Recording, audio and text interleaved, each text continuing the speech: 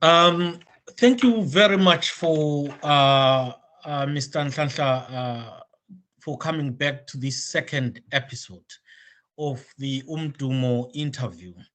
You would recall that last week we touched on a number of issues, particularly politics in the government and politics in the opposition, and then we touched briefly on the genocide issue, and also generally your background and the liberation war that you kind of like experienced. But things are moving on, and yes, there have been some latest developments in around the genocide issue, how the government is handling that genocide. And I wanted to hear your comments on Chief Charumbira's comments that say that the Matebeleland and Kukuraundi genocide is not a genocide. So I wanted to find out what is the position of your organization, the Freedom Alliance, on these sort of statements. Good day, Mr. Dube. Thank you very much for the opportunity. Yeah, the comments are very unfortunate and sad, but not surprising. The comments by Chief Charumbira actually speak of what Mashonaland believes about the genocide. They call it a disturbance. They call it some moment of madness, as they are putting the diction that they use actually shows that. And what Chief Charumbira says is exactly what Mnangagwa says indirectly, because as he is there, he is the proxy for Mr. Mnangagwa. So that tells us that Mnangagwa, ZANU-PF, Chief Charumbira, government, and whoever is there, they are not being sincere about this thing. It's just a publicity stance on their part. As Freedom Alliance, we are very much opposed to this kind of approach to the genocide, because it is belittling the genocide. It is an insult. It's insulting to the people of Matebeleland, as it were, and the victims, whether directly or indirectly, the victims are being insulted, including those that were killed in their graves. Yes. Thank you very much, Mr. Nhlanhla. And it's almost like a taunt, isn't it? Someone is taunting you, and you are the victim. You are there, and someone is saying, "Well, look, you know, your issue is really of not big significance as you want to put it. This is just a small issue. We cannot call it a genocide." And I remember last week, and you put it very well, that it's as if you knew that this was gonna be said, because you're saying, look at the language, the diction that's being used, is called disturbances, and lo and behold, Chief Charumbira is saying, well, it's not a genocide. I wonder what he calls it. But having said that, there's another important thing that you raised, that this particular chief seems to be the one who is leading in this whole thing. Just like we explored the other themes in the politics of Zimbabwe, that it's got to be someone who's got to lead people in the local areas who is external to the issues to Matebeleland. So we see that in government, we see that in the opposition, we're seeing that in the genocide, and we're seeing a chief, and among the chiefs is one, an external chief to an area where there was a genocide that was committed. Is the one who's leading, is the voice, is the voice. But there was one interesting bit that you said. You said Chief Charumbira actually is a chief to the subjects of the people who actually perpetrated genocide in Matebeleland, which is a very powerful point. What are your comments then when a chief of those subjects comes out and says, you know what, my subjects didn't, essentially that's what he's saying, my subjects didn't commit a genocide, you victims cannot call it a genocide. And what are your comments on that? Yes, you know what is strange but not surprising is that Chief Charumbira is the deputy to Chief Nhlanhla Right. in terms of their hierarchy. But if you can, if you analyze it, that's what has always been happening. Even if you can be given, say, something that looks like a substantive position, you'll be a deputy to your deputy. So Chief Nhlanhla is a deputy to Chief Charumbira in a way, but we are made to believe that the position belongs to Chief Nhlanhla. And then the way Charumbira put it, there is no way he can speak against his subject who committed the genocide. Whether directly or indirectly, he is an accomplice. The language that he uses is the language that belittles the people of Matebeleland, is the language that says, I'm the one who is in control, but I'm also telling you that your chiefs are the ones that are in control. Just imagine the oxymoron of it.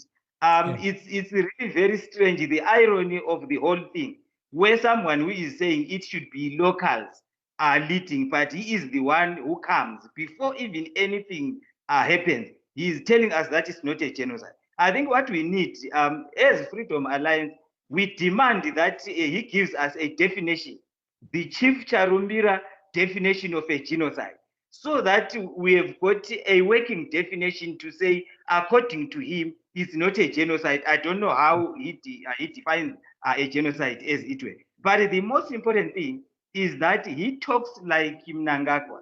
He talks like a ZANU-PF member, which actually shows how he violates the constitution, because he is a chief who is also an activist in a way. And that should be very, very embarrassing to him, to the chief council, to ZANU-PF, to the government of Zimbabwe, the so-called government, because I don't believe that a government would behave this way. And I wonder why these people pretend to want to resolve this issue of the genocide. Yet they are saying there is no genocide. Then what do they want from people if it's not a genocide? Well, what really do they want? Even the money that they are putting in there, they talked of a budget. What is the budget for? If you are saying there is no genocide, and then you are saying you are budgeting for it, you are saying you want something to be resolved. If they are saying they were justified to kill people because they were killing people that were against the government, then why are they saying it should be talked about? It's insane. It's ridiculous. Yeah, they are saying, well, it was they say it was a conflict from their part, and therefore they are engaged in conflict resolution.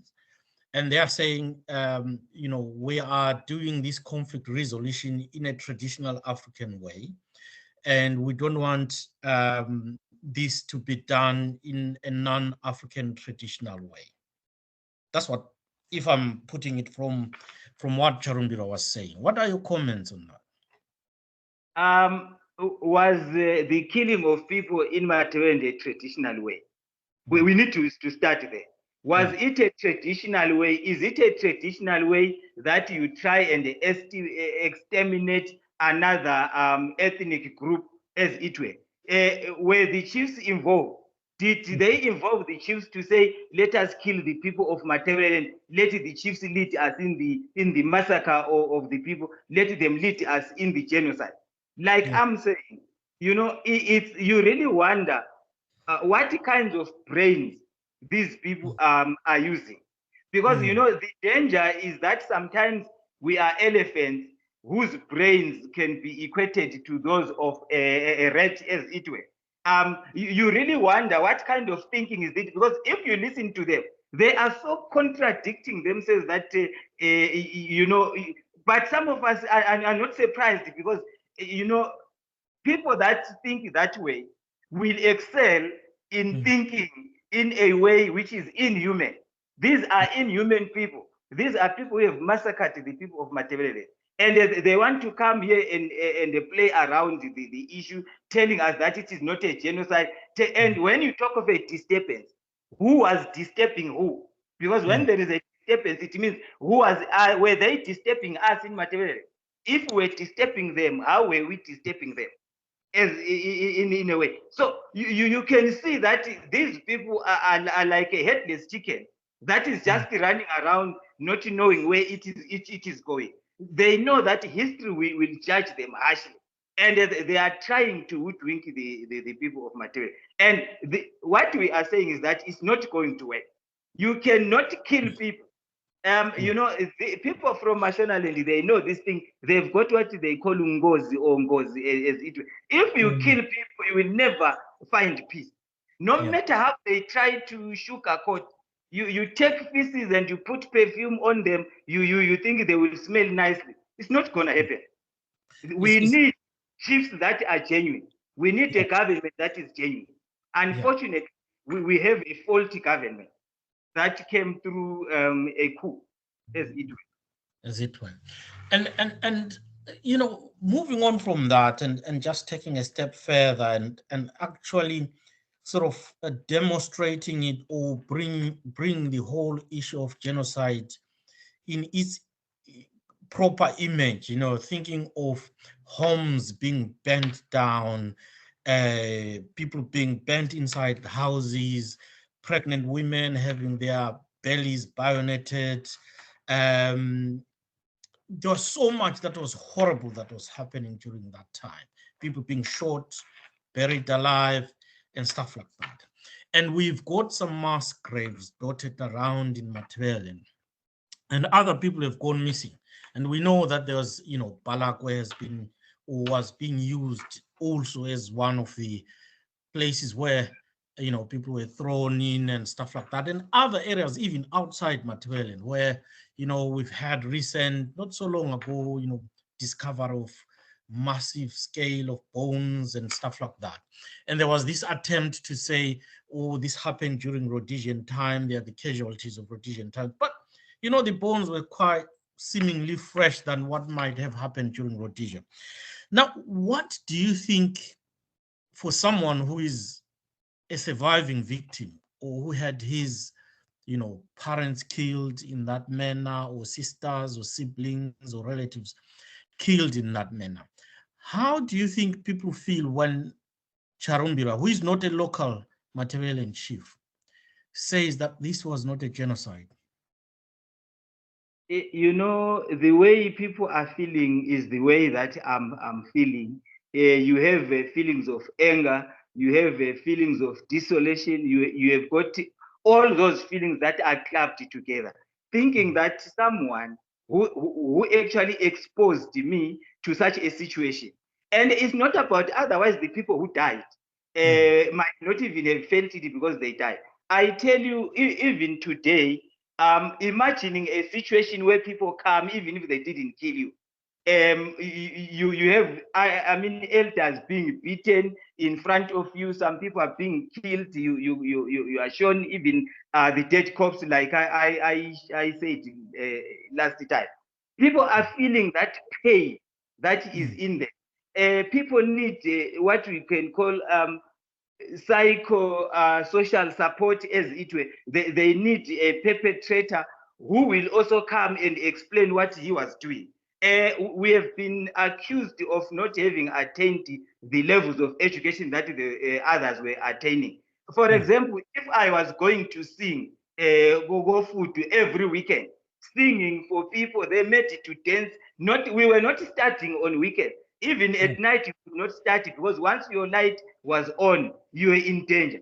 So we were exposed to the worst situation that one can do.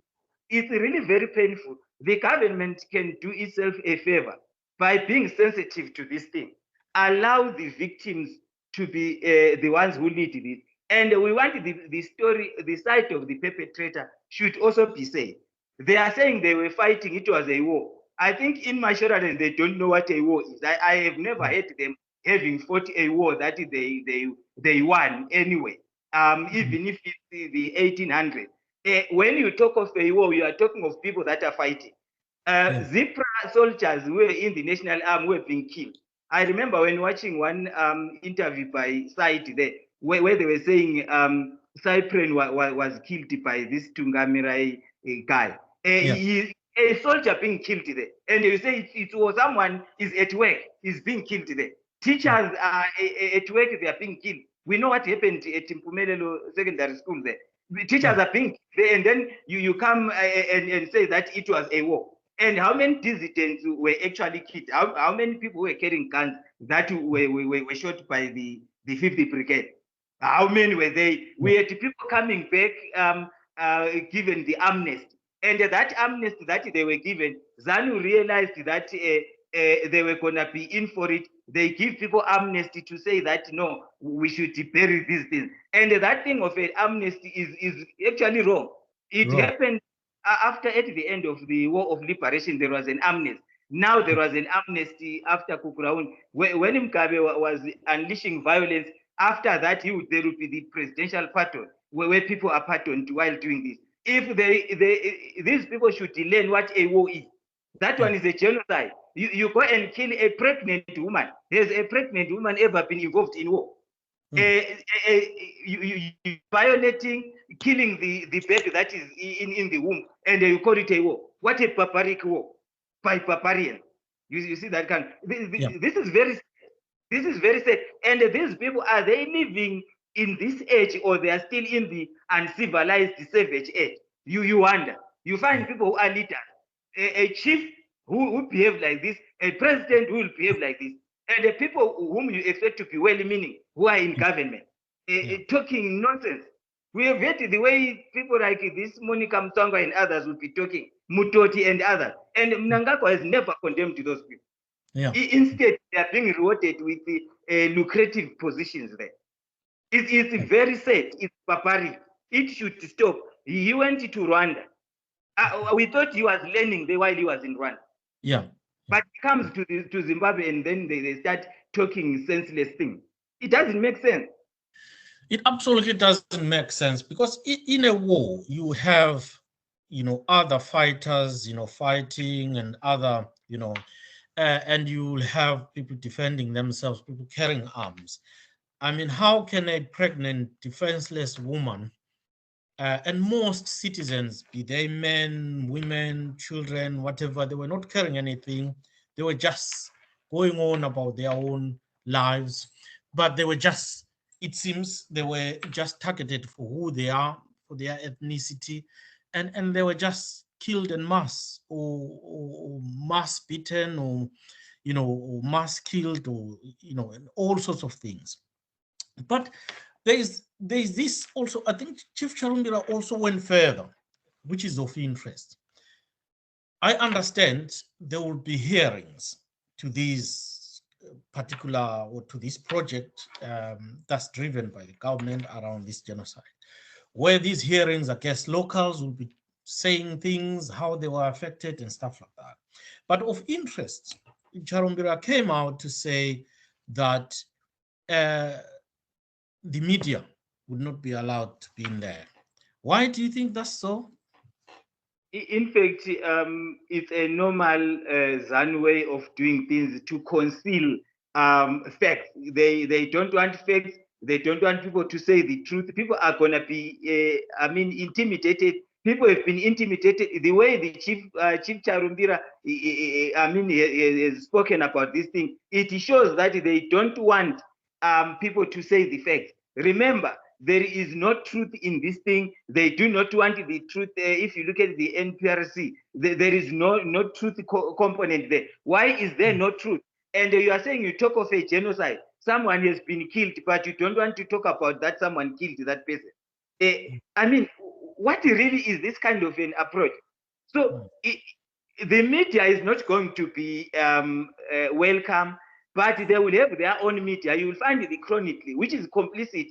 We should be considering even taking the media, public media, the Chronicle, and all these other ZBC, Herald and stuff, for their reporting during Kukuraund. They are accomplices in the Kukuraund. If the reparations are to be considered, the Chronicle on its own should be doing that, because they were busy concealing that, and also marveling, praising the 50th Brigade, saying that it was performing very well, it was suppressing the dissident. Yet there was nothing of that. So the people that were being killed were people that were in their home. The way our parents were embarrassed. I remember one day when my father, when dogs are not used to guns, someone with a gun gets in there, dogs start running away. They were forcing him to say, chase these dogs and hold them. We will kill you. And imagine the dog is running from the smell of a gun. And we are there. My mother is there. Just imagine the way we were being embarrassed, our parents being embarrassed to this day until their death. They died with that in them. With that kind of the pain that the government, and one thing that we should be mindful of is that the government was it is responsibility to protect the people of Matebeleland. If there were dissidents, the government was supposed to protect us, not to come and kill people, beating people. I mean, beating elders, bringing people to school to beat them at school. What kind of thing is that? I remember Ukulu Uchuba being beaten, an old man. He was very in his advanced age during that time. The small boys being sent to beat people. And you find Abantu Bagiti also falling for that. We had the youth that were beating people. Someone who is a warfare, a survivor, will be coming, beat the people that were even identifying with him to say, no, this person has never done any banditry. He has never done any dissident activity, as it were. So this thing, my brother, this is very, very painful. And the way ZANU is taking it, they don't want this thing to be a national thing. If you can see, the migrants is kept out. Some sections are being kept out deliberately so. You see that? So what is being done, closing the media, is also closing the victims and the survivors. Because what are you going to say? If the media are not allowed there, who are you to talk? And who will you be talking to? Who will you be talking to? And who is going to be capturing those points, documenting that? This is a shame. You know, it's like people that are uneducated, people who never, even countries that would be considered to have lower levels of literacy. They are doing these programs on genocide far much better than what we are doing. There is Rwanda, there is a case study that people can follow. There is the Bosnia issue. We can be following, I mean, taking a leaf from that. But if people come here to play around with our emotions.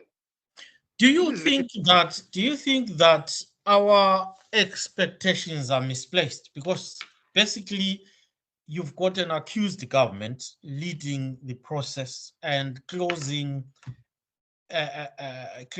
every space to protect whatever is going to come out, either by way of organizing the whole thing or either by way of who speaks on behalf of the victims.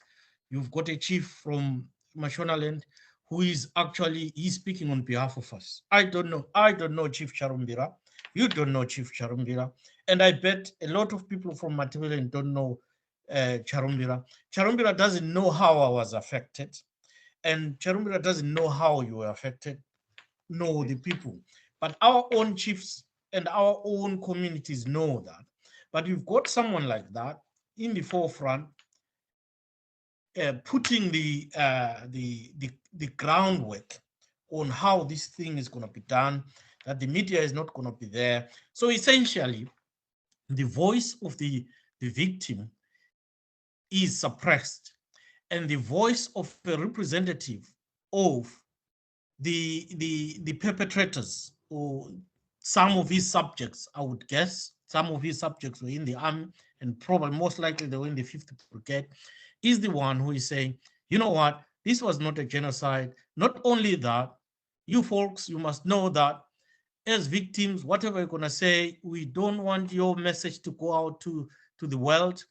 There will be no media there. So essentially, this is a whitewash. Exactly. Yes.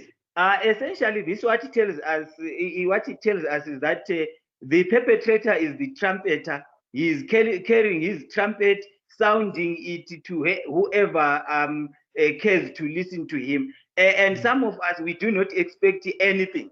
You cannot expect anything from a shame program like this one. You expect it to produce the best that can be there. That is not going to happen. Even a fool in his den will tell you that this is it's not going to happen. This is foolery that is being played. on the people of Matebeleland. This is meant to prick the wounds that the people of Matebeleland are having. This is a publicity stunt which is meant to sprout the image of ZANU, thinking that when they talk about people that they killed, and then they become like they saved those people, is going to help.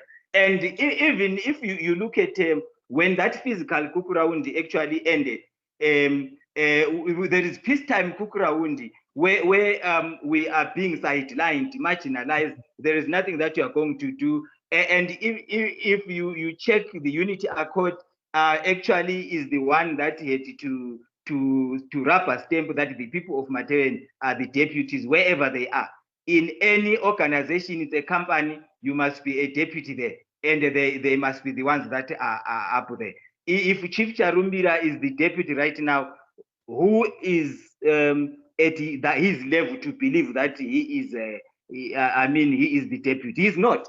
And if ministers are being put in there, you are put there given the position, and then the son of the president becomes the deputy, and you think that you are the minister. You are not the minister. We know all that. So we cannot we don't have expectations that are too cheap to be placed on this thing, to think this thing is going to solve anything. The only thing probably that people can pick is that during that period, people need to speak more and more about this thing. People need to expose this thing. Whether they are intimidated or not, they should speak about it. As I'm speaking here, my life is not guaranteed as I'm talking to you about the issue of Kukurawuni. Just imagine an old woman who is there. I remember the way my mother would talk when there were elections, and I think probably she would vote for ZANU in fear, because she would be saying, hey, Esagubonal. You know that kind of thing. Yeah. Until she died, she had that fear of Esagubonal. You see that kind of thing. And then someone comes and says, no, we don't want the media there. We want you to be free. You are going to talk about. That is propaganda. And the propaganda that is below par. Naked propaganda that should embarrass even the propagandist himself or herself. Yeah. Do you feel that Chief Charumbira is involved in genocide denialism, and also the government of Zimbabwe through Chief Charumbira, who seems to be the main person, the main front, is involved in genocide denialism? Yes, very true. Chief Charumbira is actually the one who is the chief trumpeter there, who is playing the violin there, the violin that is meant to suit the people of Matebeleland. He knows very well that this is a ZANU-PF thing. This was meant to exterminate the Ndebele tribe and the people of Matebeleland. And the Chief Charumbira, one way or the other, could be the fact that chiefs has been made to be compromised by ZANU-PF. We don't know originally, probably, I don't know his forefathers, what attitude they have. But for now, we are aware that chiefs have been captured.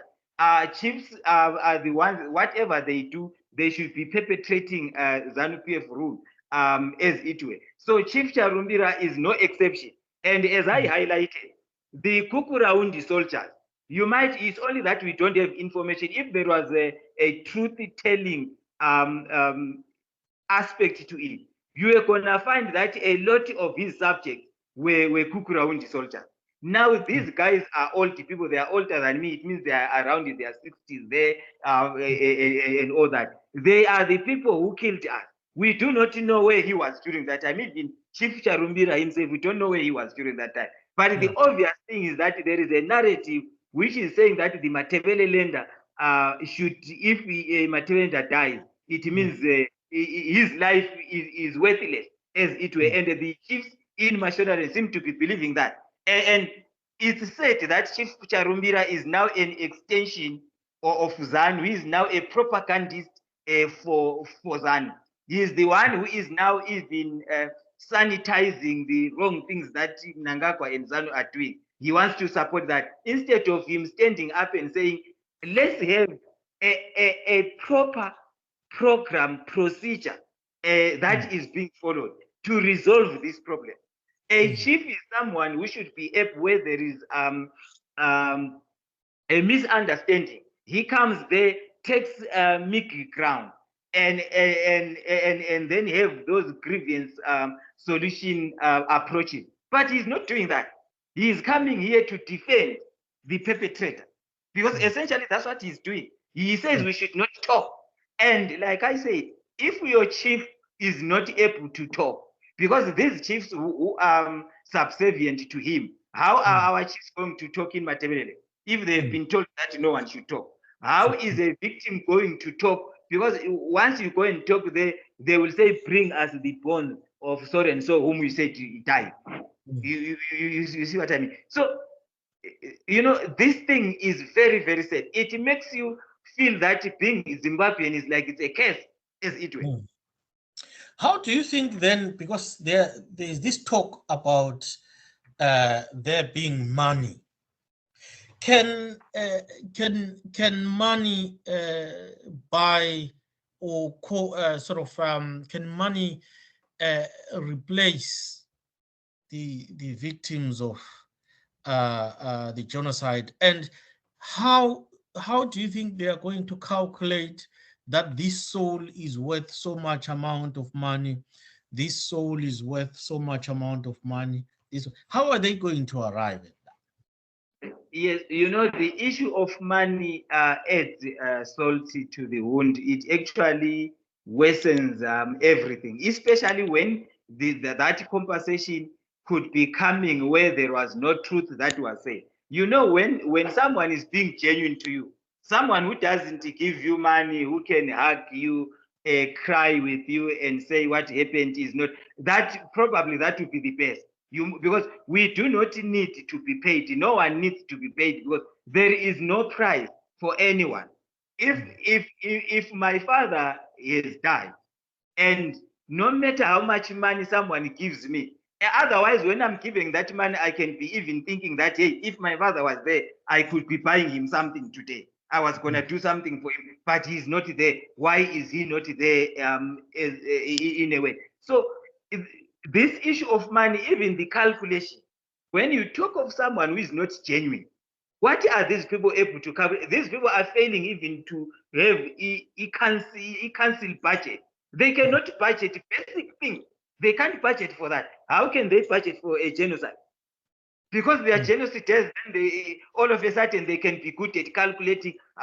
How do you calculate the pain, the loss that people suffer? And they are even refusing to return the ZAP property.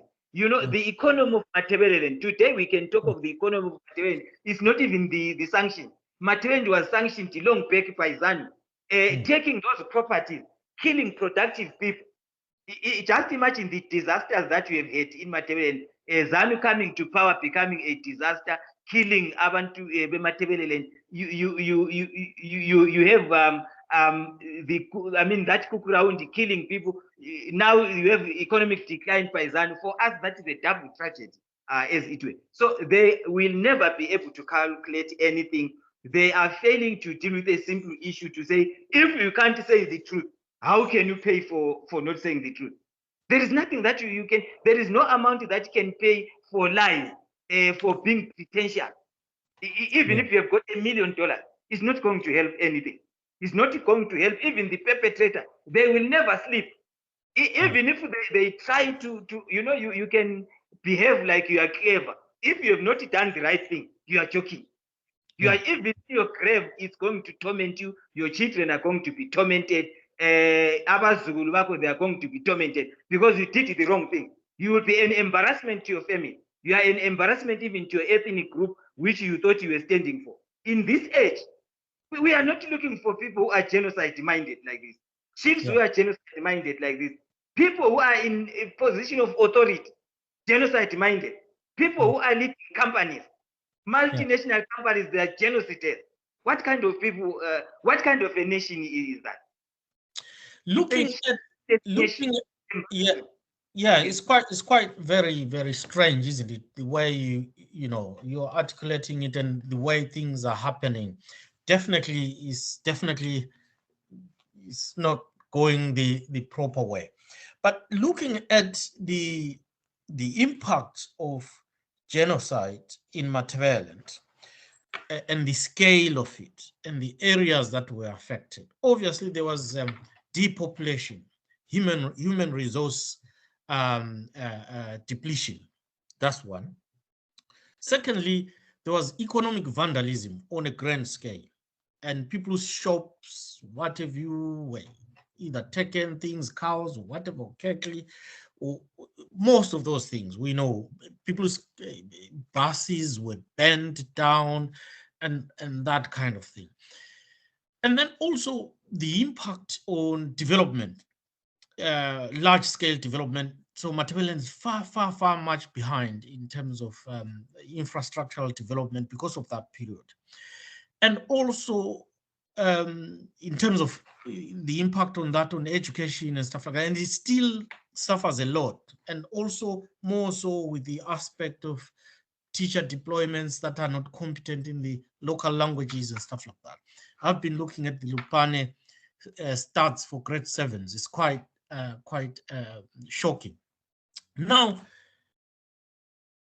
if we are talking about reparations, so what does the Freedom Alliance think would be the best reparations approach to Matebeleland? Should it be individually based, this thing of giving people some $20 or something like that for a life that was lost, or whatever the amount is that may be given? Or should it be an issue of a territorial-based reparations to say this territory suffered so much economic, infrastructural development, and therefore, as part of the reparations, this is the large-scale things that people of Matebeleland need as to compensate for. Yeah. As the Freedom Alliance, we are basically a collective movement, which is which looks at we take collectivity as the guiding principle. In Matebeleland, no one is not a victim. We are only alive because we are survivors, and being alive, then we are now having our children. What the kind of reparations that I would look forward to are not individual reparations to say I was disadvantaged at school, then I should be given this. Let's look at it right now. We are having children who are going to school. There should be comprehensive funding for that education. You make the education free. You ensure that now we are in the digital world. You ensure that the children in Matebeleland are actually given that. There is a lot of funding that goes to education, and we are not saying that Mashonaland should be left behind. Like what is happening to the boy child and the girl child. Now, there was a lot of emphasis on the girl child. Until the boy child, now we need to go to the boy child again. What we are saying is that let's have a deliberate program of the empowerment of Matebeleland, where we are talking of not equality but equity. You give Matebeleland more because they were more disadvantaged, but you are also balancing with Mashonaland so that there will be peace in the country. We don't want a situation where Matebeleland becomes far much better than Mashonaland, and the people of Mashonaland feel that you are being marginalized, because this is done by opportunists. In the Freedom Alliance, we believe that Mashonaland belongs to the people of Mashonaland, and they should not even be killed themselves. They must be respected in as much as the people of Matebeleland should be respected. From you fund the education, you have schools that are built in there, and the education means a lot, because even there must be roads that are going to Matebeleland, to those schools. There must be a deliberate program for human resources for Matebeleland, where you are saying the Matebelelanders should be doing that. We were disadvantaged. I'm a qualified teacher myself who cannot teach even in Matebeleland, who cannot teach. If I go to Mashonaland, I'm not going to get anything there. You have that kind of a thing, and the government should even be buying uniforms for those children, because the people who are supposed to buy the uniforms for the children have been destroyed. They were destroyed, their parents being killed, some people being dismissed from work. Ngobintole was even getting to even people working for companies in Bulawayo. ESAP came who were affected. It was the people of Matebeleland. So we need to digitalize, government needs to digitalize Matebeleland, ensure that Matebeleland is developed. Even the land, Matebeleland land has been taken away. They brought this shame of a land redistribution program. Now they are chasing people away. In Matebeleland, someone was coming from Mashonaland taking over the land as it were. That land, I'm still talking about education. The availability of that land was going to boost the education of our children, because the poverty that is there is worsening the education in Matebeleland. There was a time when it was not easy for you to go to a teacher's training college to train. They were training people from Mashonaland. If you check now, people who qualified to be headmasters, most of them, those of our age and those ones slightly above, those guys were advantaged. When we were singing Kukuraundi songs, they were at school. They were being given free education. Yet we were being killed there. So education in Matebeleland will mean everything if we were to have that. Companies that were taken away from Matebeleland to why were they taken away? They must come back. It will be another way of saying we are compensating Matebeleland. Because if they bring their bond note and say, Dube, we have given you 1,000 bond, what is it going to help? It's not going to help. It's not going to change Matebeleland. Matebeleland is the future of Matebeleland is in the young people. We need to have a government that is investing in those young people. But you find a government or party that will be bringing the Abazukuru from there to become councillors in Matebeleland. They become MPs in Matebeleland, because if you say we don't want that, you are going to be beaten. Even people that are in ZANU, even if they see someone being imposed, they can't say anything. So education would be key. The Freedom Alliance, if you check our Freedom Charter, we have spelled it very well that our free education is going to be genuinely free education, as it were. Okay, and now we're drawing to an end. The Matebeleland question is a big question. And obviously genocide is one of parts of the big question in Matebeleland. And just what you've articulated as what should happen, do you think there's any hope that, that will ever happen? Because we've got a government that definitely indicates left but turns right. We've got an opposition that mimics the government in terms of its attitude towards Matebeleland. The opposition is doing exactly what the government is doing. Like you're saying, people are being made MPs, councillors, and all that stuff.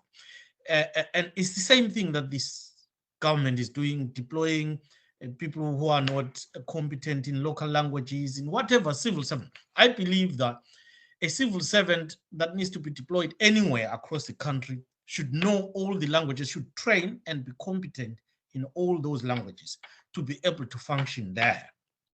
If you're a teacher, if you're a policeman, if you're a health, whatever, you should know and be competent and be trained and be competent in all the languages that are necessary for one to serve the community. You cannot serve a community if you do not know its language and then impose your language on that community. It's a violation of the rights of those people. But, looking at the long-term situation, problem of the Matebeleland question, and seeing an opposition that mimics what is happening from a ZANU-PF government, how, just briefly, yes, what is the solution to the Matebeleland question? Because those things I don't think they are most likely going to happen as long as there's a ZANU-PF government or any other government that's going to take over. Yes, the Matebeleland question has become the Zimbabwe question, Mr. Dube, because the current state of politics in Zimbabwe is hinged on Kukuraundi. If Kukuraundi is not resolved, no one will want to leave power. We are aware that Mnangagwa is having his final term, but is he going to step down? That is anybody's guess. I just hope the people of Mashonaland may realize, including Chief Charumbira, that the resolution of the Matebeleland genocide will help Zimbabwe prosper. People have got to ensure that they are in power at whatever cost, because they want to ensure that they do not face the consequences of what they did during Kukurauni. That doesn't only disadvantage Matebeleland, but it disadvantages anyone who is a Zimbabwean, whether they are in the diaspora or wherever they are. So for now, the way the Kukurauni issue is being approached in a faulty manner destroys any hope of Zimbabwe being a country that one would look forward to it being as it were, because it's a Kukuraundist who will be running the country, who wants to run it through Kukuraundi. Kukuraundi was meant to keep someone in a position of power. It goes like that. And now these Kukuraundis are having their children and the Vazukurus in the opposition. And those Vazukurus as well, it is in their DNA. They've adopted that Kukuraundi thing because they think it favors Mashonale. Yet it doesn't. The history will judge them. History will judge their forefathers, their Mbuyas. History will judge them for killing defenseless people, not in a war. You know, sometimes you may have appetite to say we once conquered so and so, but they never conquered anyone in war. So this thing, the long and short of it is that the Matebeleland question is the Zimbabwe question. Solve the Kukurauni issue, Mnangagwa will be free to step down. Whoever is a Kukuraundist there, things are resolved. He will say, I'm sorry for what I did. He cries, even if it's crocodile tears, then the country moves on. If that doesn't happen, a genuine resolution to Kukurauni, Zimbabwe is doomed. ZANU is doomed. The opposition is doomed. Government is doomed. The future of our children is doomed. Thank you. Thank you very much, Nhlanhla Moses Ncube, and leader of the Freedom Alliance, the Secretary General. That was quite an engaging conversation, and thank you for being part of Umdumo interview. And we hope again at some point to get you around to explore the issues around education in Matebeleland, to explore issues around land issues in Matebeleland, and many other issues that we need to explore. So we hope to at one point again get you and explore these things and get the feel of the Freedom Alliance position on this. But it's been fascinating, it's been engaging, and thank you so much. You're welcome. You're welcome. Thanks a lot.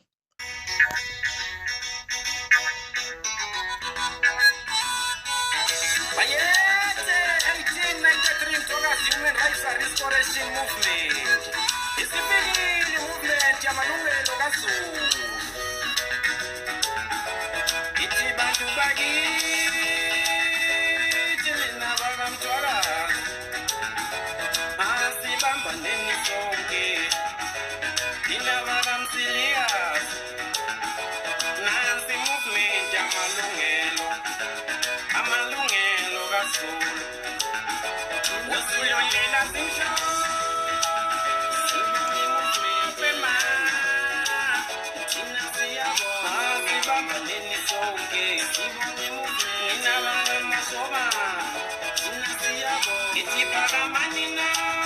Sibani movement. Nina besilo. Thina siyabona. Safungusane. Amalungelo abensulo. Thina shona besha yakwazilwa.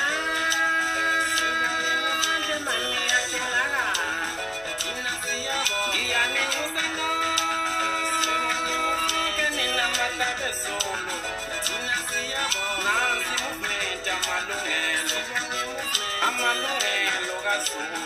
Thina siyabona. Ngisho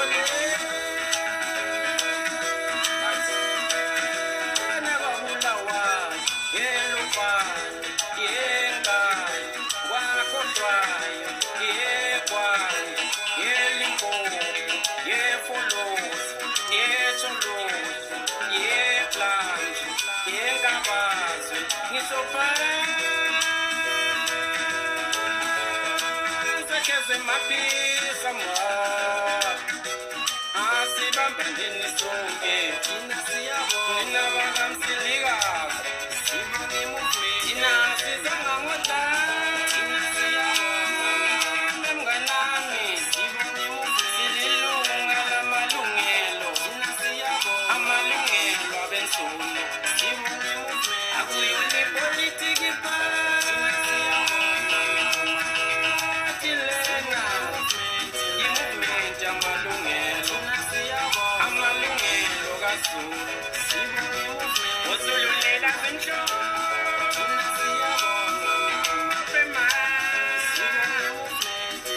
asibambaneni sonke nina bakamsilika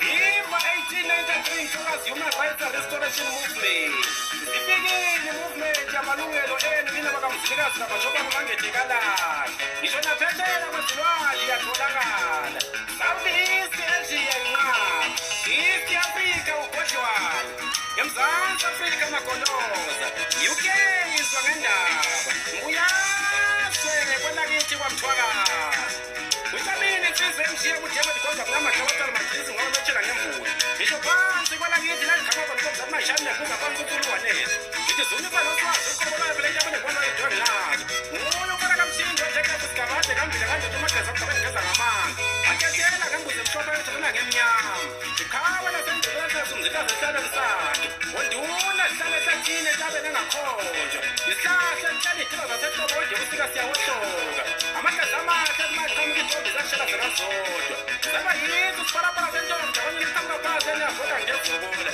Itambeni hlengamehlo abansalakazi nyenyaventsha kweyiwanje Ngaphansi kwasendulo umazi mathayi maduna kakuseyiseleka lindamkhonto Isibiza ngaphansi intaba ushamba mngakameti mangathanda yashisa ngabe indaba zalulu Intaba kayikhonjwa wena mangayikhombi yakuvuza igazi Ngisho phansi emadolofiyeni esigodwa Uyazi liyahlaba ngaphansi ongafani nakuziniwe futhi wazama uthando Ngithi futhi kusemakhandela ngathi kusekhambula kwamalume nakhona Isibiza kanjela mngakameti ngithele gwade majawunge bakwamboje politiki gcwale indawana yonke Ungeza nawe uzothola amathokozo emsakazi ethunjini Ngithi Viva 1893 Ntokazi Human Rights and Restoration Movement Bashila Germany